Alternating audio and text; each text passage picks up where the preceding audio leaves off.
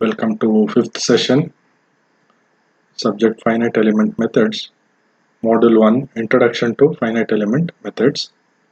I am Dr. Jayaraja R, assistant professor, mechanical engineering department, government engineering college, Haveri. In the fourth session, we discussed principle of minimum potential energy Rayleigh-Ritz method. In this fifth session, we are going to discuss Galenkin's method, discretization process, types of elements. Weighted residual method. There are four types: Galenkin method, least square method, subdomain method, colligation method. So weighted residual method is used to solve the differential equations. First we need to convert the engineering or physical problem into differential equations. Then we need to assume approximate solution or model which introduces error in the solution, and this error is called residual. We need to force this residual to be 0, and to do that residual should be multiplied by weighted function, that is Wi, and is forced to be 0. So integration a to b Wix Rx into dx is equal to 0. Among these residual method, Galenkin's method is most popular. So what are all the steps involved in Galenkin's methods? We are going to discuss. Here, first step, we need to formulate the differential equation of equilibrium for the given problem. Next, assume a trial or displacement function for the given problem, and this should satisfy the boundary conditions.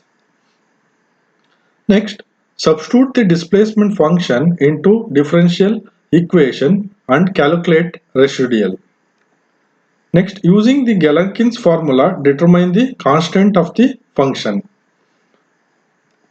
Next, determine the unknown displacement. From nodal displacement, we can find the strains and stresses from strain displacement relations and stress strain relations. So we will consider one problem. So determine the displacement in the system shown in the figure using Galenkin method. So this is the bar problem. Here E is the Young's modulus of the bar, A is the area of the bar, L is the length of the bar. One end of the bar is fully fixed and another end force is applied. So first step, formulate the differential equation of equilibrium for bar problem. So differential equation for bar problem, AE dou square U divided by dou x square is equal to 0. So next step, assume the trial displacement or polynomial function. Here polynomial function is assumed. This is a quadratic polynomial. U is equal to a0 plus a1x plus a2x square. a0, a1 and a2 are unknown coefficients. Here coefficient of a1 it is x, coefficient of a2 it is x square. These unknown coefficients are determined from applying the boundary condition. So at fixed end, at x is equal to 0, u is equal to 0. If you substitute x is equal to 0, u is equal to 0 in this equation, so a will obtain a0 is equal to 0. So now if you substitute a0 is equal to 0 in this equation, so this equation becomes u is equal to a1x plus a2x square. So at x is equal to L at this end where load is applied. So displacement, we know that displacement u is equal to px divided by a into e. So if you differentiate this u with respect to x, dou u by dou x is equal to p divided by ae. Now if you differentiate this u with respect to x, so differentiation of a1 into x it is a1, differentiation of a2 x square it is 2a2 x, so differentiation dou u by dou x it is p divided by ae. So this equation can be rewritten as a1 is equal to p divided by ae minus 2l a2. So if you substitute this a1 value in this equation, so we know that u is equal to a1x plus a2x square. If you substitute a1 in this equation, so this equation becomes u is equal to P divided by AE into x minus 2 into L into A2x plus A2x square. After simplification, u is equal to P divided by AE into x plus x square minus 2LX into A2. So third step, substitute the displacement function into differential equation. So we know that R is equal to AE into dou square u divided by dou x square. We know u is equal to this equation. We need to differentiate twice and substitute here. So differentiation of u with respect to x, dou u by dou x, it is P divided by AE plus 2x minus 2L into A2. Again, if you differentiate this equation with respect to x, so dou square u divided by dou x square is equal to 2A2. So this dou square u divided by dou x square is equal to 2A2. Substitute here. So R is equal to AE 2A2 or R is equal to 2AE A2. Now using Galenkin's formula, we know that integration 0 to L Wix Rx into dx is equal to 0. Here I is equal to 2. It is given. There are two nodes. So integration 0 to L W2x R dx is equal to 0. And we know that W2x it is x square minus 2lx because A2 is only unknown.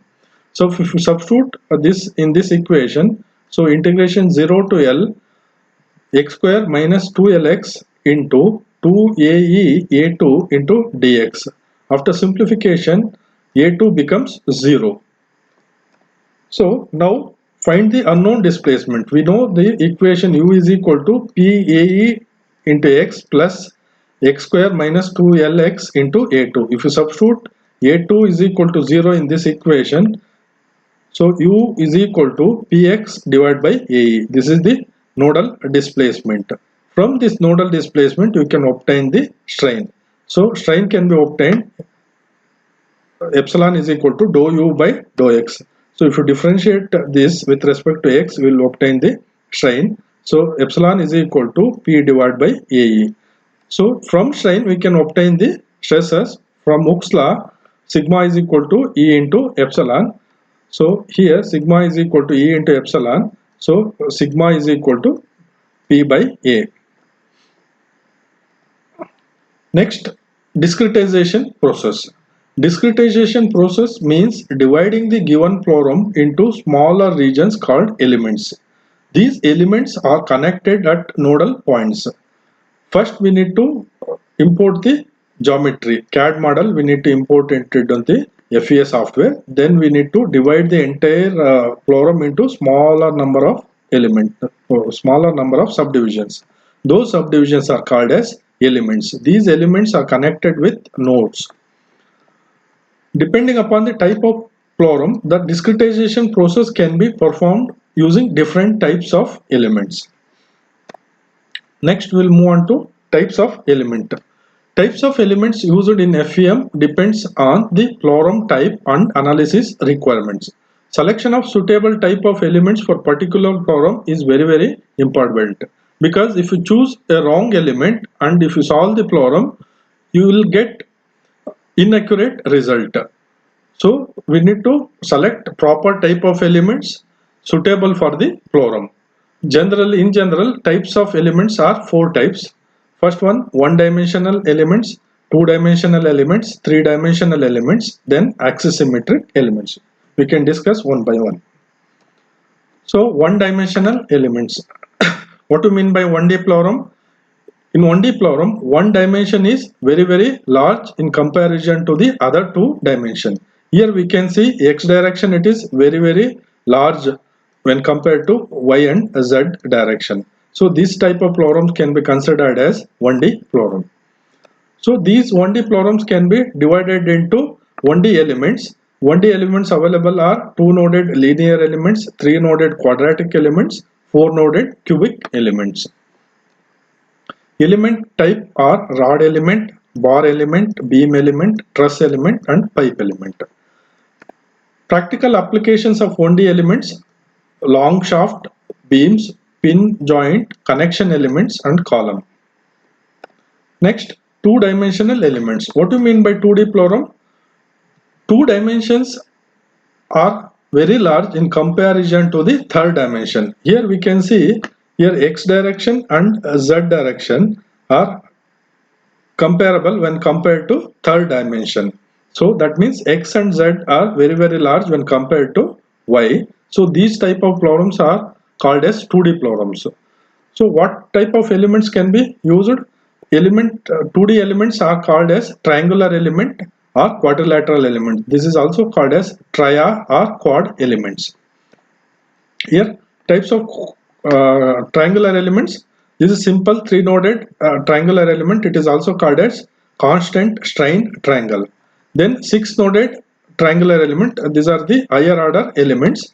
Here this is LST, means linear strain triangle. That means here it consists of 3 corner nodes and 3 mid nodes. So mid nodes are introduced between the 2 corner nodes at each side. Next, 7-noded triangular element.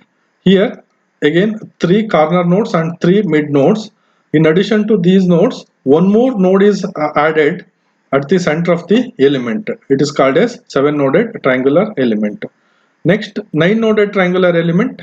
Here 3 corner nodes and 2 mid nodes are introduced between the 2 corner nodes at each side.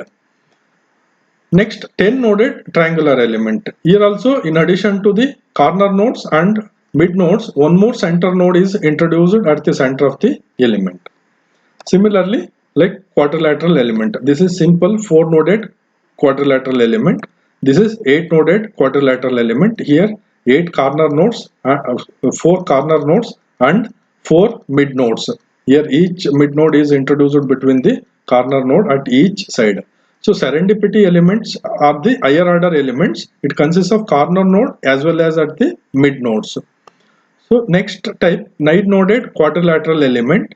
Here in addition to the corner nodes and mid nodes, one more node is added at the center of the element.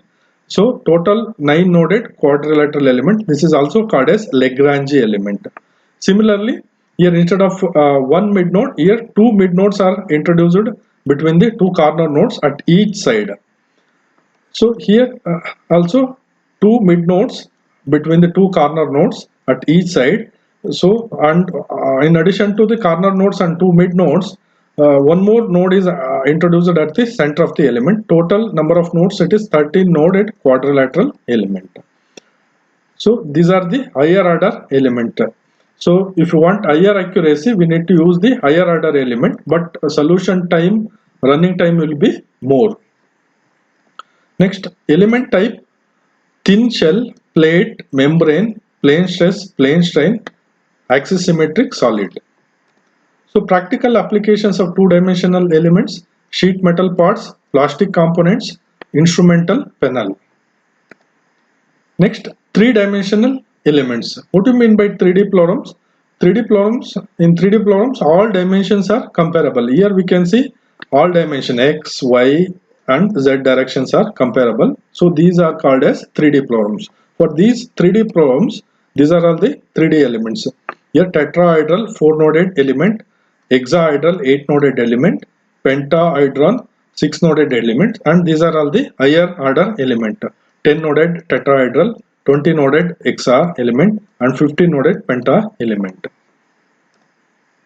Element shape: tetra, hexa, pyramid and penta. So practical applications of 3D elements: casting blocks, engine blocks, crankshaft, clutch housing. Next, axis symmetric element. These elements are developed by rotation of a planar surface, triangular, quadrilateral, about an axis located in a plane of the element through 360 degree. These elements are used when the geometry and loading of the plorums are axis symmetric.